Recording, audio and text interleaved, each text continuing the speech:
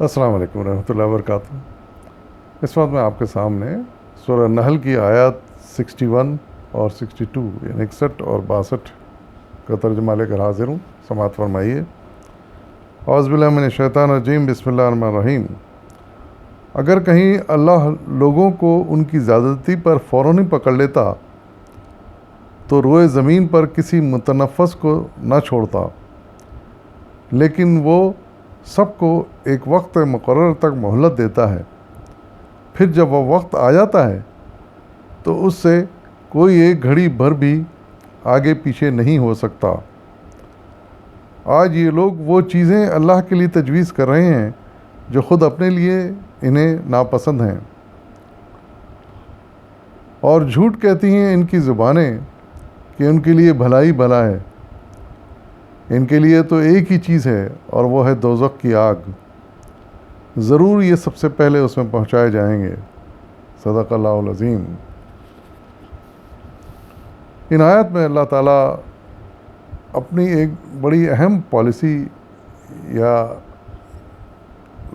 اپنے طریقہ کار کی طرف اللہ تعالیٰ اشارہ کر رہے ہیں جو اللہ تعالیٰ کا ہے اس دنیا کے لیے، اور وہ یہ کہ اللہ تعالیٰ نافرمانوں کو، سرکشوں کو، فسادیوں کو، مجرموں کو فوراً نہیں پکڑتا۔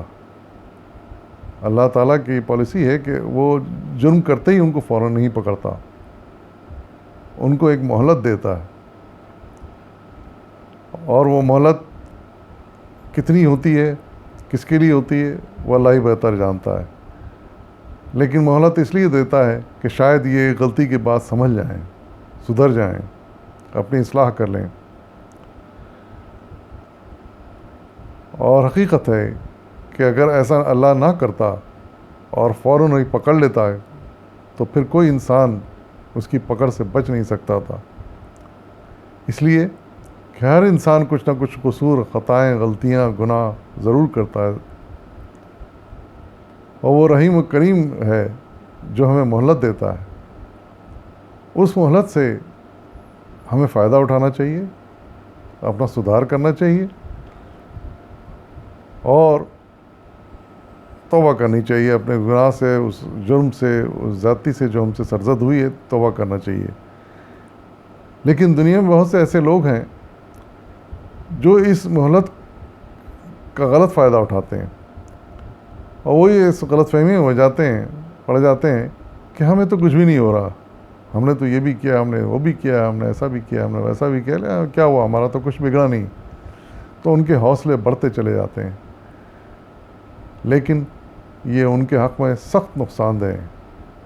ایسے مجرموں کو، گناہ گاروں کو یہ سوچنا چاہیے کہ یہ مہلت مل رہی ہے، اور اللہ تعالیٰ کی پکڑ کسی وقت بھی ان کو آ کے اپنی گرفت میں لے سکتی ہے۔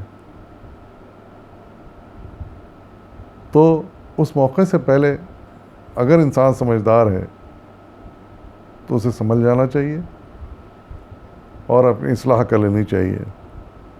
اور پھر فرمایا جا رہا ہے کہ وہ اس پکڑ کا وقت اللہ تعالیٰ نے ہر ایک کا مقرر کر رکھا ہے۔ کسی کا جلدی ہے، کسی کا دیر سے ہے، کسی کا بہت زیادہ دیر سے ہے، لیکن ہر ایک کا وقت مقرر ہے، اور جب اس پکڑ کا وقت آتا ہے تو پھر اس میں کوئی تاخیر نہیں ہوتی اور نہ ہی کوئی جلدی ہوتی ہے۔ اور یہ خدائے بزرگ بہتر جانتے ہیں کہ ان کا پکڑ کا کیا وقت ہے، کب پکڑنا ہے، کیسے پکڑنا ہے، اور کتنی زور سے ان کو پکڑنا ہے، یہ سب اللہ تعالیٰ کی ذات بہتر جانتی ہے۔ لیکن انسان کا کام یہ ہے کہ وہ اس پکڑ سے بچے، اپنے آپ کو بچائے۔ پھر ایک بات ارشادی فرمائی جا رہی کہ وہ جو مشرکین اور کفار تھے جن کو صلی اللہ علیہ وسلم خطاب کرتے تھے، ان کا حال یہ تھا کہ وہ ہر اچھی چیز سمجھتے تھے کہ وہ ان کے لیے ہے، اور سب سے زیادہ بڑی بات یہ ان کی گستاخی یہ تھی کہ وہ یہ کہتے تھے کہ ہمارے لیے تو لڑکے ہیں اور لڑکیاں، اور فرشتوں کو لڑکیاں قرار دیتے تھے، اور یہ لڑکیاں جو ہیں یہ اللہ کے لیے ہیں۔ تو اللہ تعالیٰ ارشاد فرما رہے ہیں کہ کیسے جھوٹے لوگ ہیں، کیسے گستاخ لوگ ہیں کہ جو چیزیں ان کو پسند نہیں ہیں، وہ لڑکیوں کو خود پسند نہیں کرتے تھے۔ عرب کے زمانے میں یہ تہذیب تھی کہ وہ لڑکیوں کو پسند نہیں کرتے تھے، لڑکوں ہی پر فخر کیا کرتے تھے۔ تو ارشاد فرما رہے ہیں اللہ تعالیٰ کہ جو اپنے لیے پسند نہیں کرتے وہ اللہ کے لیے تجویز کر دیتے ہیں، یعنی گستاخی کی انتہا تھی ان کی۔ تو ایسے لوگوں کے لیے ارشاد فرما رہے ہیں اللہ تعالیٰ کہ ایسے لوگوں کا انجام تو دوزخ ہی ہے اور ہونا چاہیے، اور سب سے پہلے وہ اس میں پہنچائے جائیں گے۔ ایسے لوگ جو اللہ تعالیٰ کے لیے ایسی بیہودہ چیز تجویز کر رہے ہیں جو خود اپنے لیے پسند نہیں کرتے۔ اس سلسلے میں تھوڑا سا تفسیر مولانا مودودی رحمۃ اللہ علیہ کی بھی دیکھ لی جائے۔ آپ لکھتے ہیں، یعنی اپنے لیے جس بیٹی کو یہ لوگ اس قدر موجب ننگ و عار سمجھتے ہیں، اسی کو خدا کے لیے بلا تعامل تجویز کر دیتے ہیں۔ قطع نظر اس سے کہ خدا کے لیے اولاد تجویز کرنا بجائے خود ایک شدید جہالت اور گستاخی ہے، مشرکین عرب کی اس حرکت پر یہاں اس خاص پہلو سے گرفت اس لیے کی گئی ہے کہ اللہ کے متعلق ان کے تصور کی پستی واضح ہو جائے اور یہ بتایا جائے کہ مشرکانہ عقائد نے اللہ کے معاملے میں ان کو کس قدر جری اور گستاخ بنا دیا ہے، اور وہ کس قدر بے حس ہو چکے ہیں کہ اس طرح کی باتیں کرتے ہوئے کوئی قباحت تک محسوس نہیں کرتے۔ یعنی وہ حالت تھی جو زمانے میں مشرکین عرب جس میں مبتلا تھے، اور جس کی اصلاح فرمانے ہوئے صلی اللہ علیہ وسلم کوشش کر رہے تھے، جد و جہد کر رہے تھے، اپنی زندگی صرف کر رہے تھے۔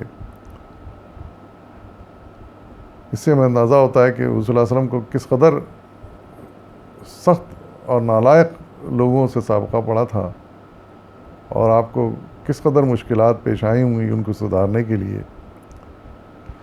اللہ تعالیٰ کا فضل و کرم ہے کہ آج وہ حالات اتنے برے نہیں ہیں، اور اللہ تعالیٰ ہمیشہ اپنا فضل و کرم ہم پر رکھے۔ وآخر دعوانا والحمد للہ رب العالمین۔